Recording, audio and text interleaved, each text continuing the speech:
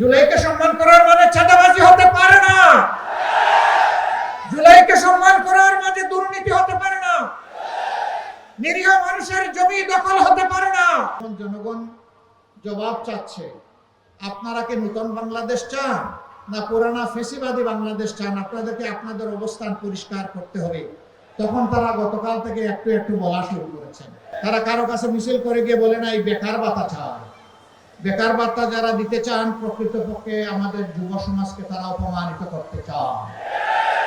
ইনশাআল্লাহ আমরা যুব সমাজের হাতও গড়ে দিব, আর হাতের উপরে হাতের তালুতে ইনশাআল্লাহ সম্মানের কাজ। সম্মানিত ভাইরা, এই দুই পরিবার সহ কিছু কিছু পরিবারের দায়িত্ব আল্লাহর উপর ভরসা করে নিয়েছি। বলেছি তোমাদের এই সন্তান যতদিন পর্যন্ত প্রাপ্তবয়স্ক না হবে, লেখাপড়া পূর্ণত লাভ না করবে, সম্মানজনক কাজে যোগদান না করবে, ততদিন পর্যন্ত এই পরিবারের আমরা সদস্য এবং এই পরিবার দেখার দায়িত্ব আমাদের। আলহামদুলিল্লাহ এই কথা জেনে অনেকে এগিয়ে এসেছেন। আমাদের দায়িত্ব তারা চিন্তাই করে আমাদের হাত থেকে নিয়ে গেছেন, বলছেন আমাদেরকে সুযোগ দেন। আমরা তাদেরকেও সুযোগ দিয়েছি।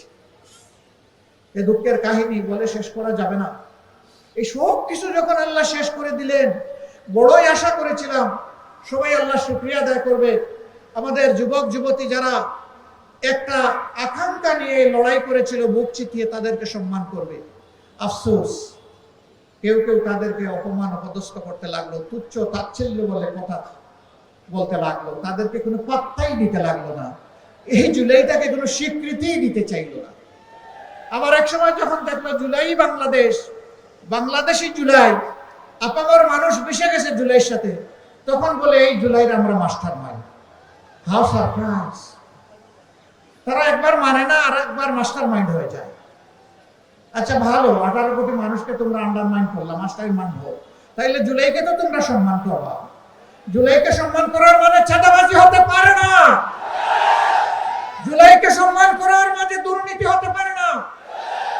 নিরীহ মানুষের জমি দখল হতে পারে না। মামলা বাণিজ্য হতে পারে না। আমার মায়ের গায়ে হাত তুলতে পারে না। এটা জুলাই চেতনার সাথে যায় না। এরপরে আমরা আশ্চর্য, যেদিকে আগাতে চাই একটা দল সামনে গিয়ে একটা বাদ দিয়ে দেয়, আমাদেরকে আগাইতে দেয় না। তার সাক্ষী এই জাতি। জুলাই সংস্কার প্রস্তাবগুলো যাবে, গণভোট হবে, বলে যে গণভোট আবার কিসের? এরপরে ঠেলা খাইয়া যখন মানলো, তখন বলে যে না, গণভোট আলাদা হতে পারবে না, একই দিনে হতে হবে। আমাদের দাবি ছিল গণভোটটা আগে হোক, তাহলে গণভোটও সুন্দর হবে, জাতীয় সংসদ নির্বাচনটাও সুন্দর হবে। তাদের দাবির প্রেক্ষিতে করা হলো। এখন বলে আমরা গণভোট মানি না। এতদিন চালাচালি করে এখন যখন জনগণ জবাব চাচ্ছে, আপনারা কি নতুন বাংলাদেশ চান না পুরানা ফেসিবাদী বাংলাদেশ চান? আপনাদেরকে আপনাদের অবস্থান পরিষ্কার করতে হবে। তখন তারা গতকাল থেকে একটু একটু বলা শুরু করেছেন। আসলে এরই বলে ঠেলার নাম বাবাজি। এই জাতি যারা ধাক্কা দেয় তারে ছেড়ে দেয় না। কেন এটা করতে হলো? কেন শুকরিয়া আদায় করলেন না? জুলাই না হলে কিসের আবার 26-এর নির্বাচন? জুলাই না হলে তো নির্বাচন হওয়ার কথা ছিল ফেসিবাদীদের অধীনে 29 সালে। 26 সালের নির্বাচন চাইবো, আবার জুলাই মানবো না? জুলাইয়ের আকাঙ্ক্ষা পূরণ করবো না, সম্মান দেখাবো না? এটি হতে পারে না। রাখেন এগুলা, যে যা করার করুন। আমরা স্পষ্ট কণ্ঠে ঘোষণা দিয়েছি, আমরা ইনশাআল্লাহ বাংলাদেশকে দুর্নীতি মুক্ত করে ছাড়বো, চাঁদাবাজ মুক্ত করে ছাড়বো, মা বোনদের ইজ্জত প্রতিষ্ঠা করে ছাড়বো, শিশু আবাল বৃদ্ধ বনিতার নিরাপদ বাংলাদেশ ইনশাআল্লাহ উপহার দেব। আমরা বলেছি বাংলাদেশে আর কোনো ব্যাংক ডাকাতের অস্তিত্ব থাকবে না।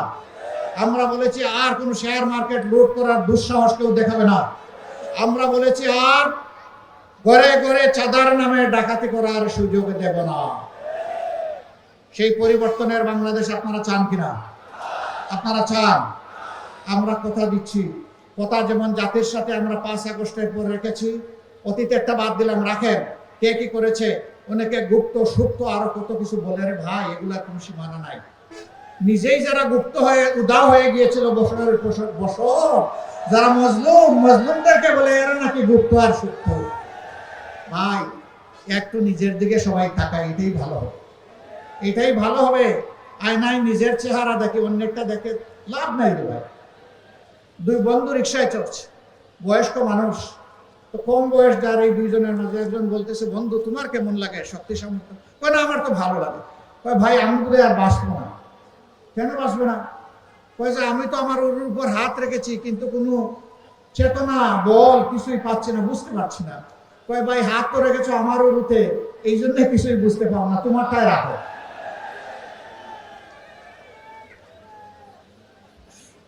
প্রিয় ঢাকাবাসী, আপনারা রাজধানী গড়ে দিয়েছেন, ইনশাআল্লাহ আপনারা দেশ গড়ায় অগ্রণী ভূমিকা পালন করবেন। এই জন্য আমি আহ্বান জানাই, আমাদের যুব সমাজের আকাঙ্ক্ষা, আমাদের মা বোনদের আকাঙ্ক্ষা বাংলাদেশ গড়ে দেওয়ার জন্য আপনারা এগিয়ে আসুন। যুব সমাজ, আমরা অপমানজনক বেকার ভাতা হাতে তুলে দেব না। ইনশাআল্লাহ আমাদের যুব সমাজ দাবি করেছিল উই ওয়ান্ট জাস্টিস, তারা তাদের অধিকার রাইটস চেয়েছিল, সেই রাইটস দিতে অস্বীকৃতি জানানোর কারণে তারা পালিয়ে গেছে। যারা এটা অস্বীকার করেছিল, তারা কারো কাছে মিছিল করে গিয়ে বলে না এই বেকার ভাতা চায়।